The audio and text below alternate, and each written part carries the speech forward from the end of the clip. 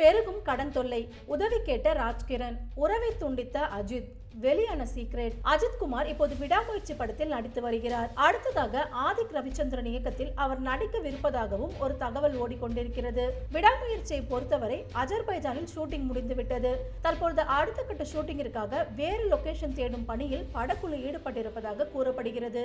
இந்த சூழலில் அஜித் குறித்து பத்திரிகையாளர் அந்தணன் பேசியிருக்கும் விஷயம் ரசிகர்களுக்கிடையே அதிர்ச்சியை ஏற்படுத்தியிருக்கிறது. கோலிவுட்டின் டாப் நடிகர்களில் ஒருவர் அஜித். இதுவரை 61 படங்களில் நடித்திருக்கிறார். அவரது நடிப்பில் கடைசியாக வெளியான துணிவு திரைப்படம் விமர்சன ரீதியாகவும் வசூல் ரீதியாகவும் நல்ல வரவேற்பை பெற்றது. அந்த படத்தில் நடித்துக் கொண்டிருக்கும் போதே தன்னுடைய 62வது படத்தில் நடிக்க கமிட் ஆனார் அஜித். அதனை முதலில் விக்னேஷ் சிவன் இயக்குவதாக இருந்தது. பிறகு மகிழ் திருமேனி இயக்கி வந்தார். அஜித்தின் பிறந்த நாளை முன்னிட்டு கடந்த மே மாதம் படத்தின் பெயர் விடாமுயற்சி என அறிவிக்கப்பட்டது. அதற்கு பிறகு எந்த அப்டேட்டும் படத்திலிருந்து வரவில்லை. இருந்தாலும் படத்தின் ஷூட்டிங் அஜர்பைஜானில் ஜோராக நடந்து முடிந்தது. அனிருத் இசையமைத்திருக்கிறார். அஜர்பைஜானில் ஷூட்டிங் முடிந்து தற்போது அடுத்த லொகேஷன் தேடும் பணியில் படக்குழு விறுவிறுப்பாக ஈடுபட்டுள்ளது. இந்நிலையில் பத்திரிகையாளர் அந்தணன் வீடியோ ஒன்றில் அஜித் குறித்து பேசியிருக்கிறார்.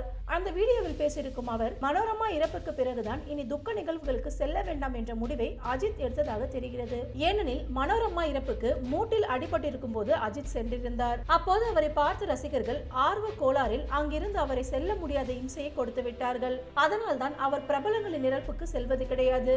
அஜித்தின் கேரக்டரை பற்றி இன்னொருவர் உண்மையை சொல்கிறார்.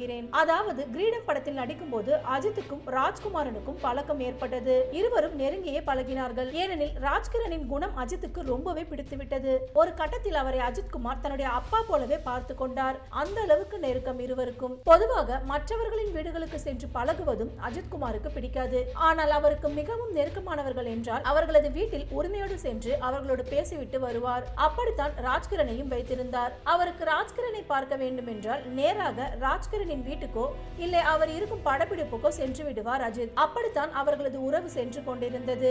அப்படியான ஒரு சந்திப்பில் அஜித்திடம் ராஜ்குமார் கோரிக்கை ஒன்றை வைத்தார். அதாவது ஒரு சமயத்தில் ராஜ்கிரண் கடன் தொல்லையில் இருந்தார். வட்டியும் கட்டி கொண்டிருந்தார். அப்போது அஜித் தனக்கு ஒரு படம் செய்து கொடுத்தால் அந்த கடனில் இருந்து தப்பித்துக் கொள்ளலாம் என்று முடிவெடுத்தார். அதனை அடுத்து அஜித்திடமும் நீங்கள் எனக்கு ஒரு படம் செய்து கொடுக்க முடியுமா என்று கேட்டிருந்தார். அதனை அடுத்து உடனடியாக ராஜ்கிரனுடனான தொடர்பை முற்றிலும் துண்டித்து விட்டார். ஏனெனில் தன்னிடம் நெருக்கமாக இருப்பவர்கள் தன்னிடம் இருந்து எதையும் எதிர்பார்க்க கூடாது என்று நினைப்பார் அவர் என்றார். அஜித்தை பத்தின இந்த விஷயத்தை பத்தி உங்களோட கருத்துக்களை கமெண்ட் பண்ணிடுங்க. சேனலை மறக்காம லைக் பண்ணி ஷேர் பண்ணி சப்ஸ்கிரைப் பண்ணிடுங்க. அடுத்த ஒரு இன்ட்ரெஸ்டிங்கான நியூஸ்ல உங்களை மீட் பண்றேன்.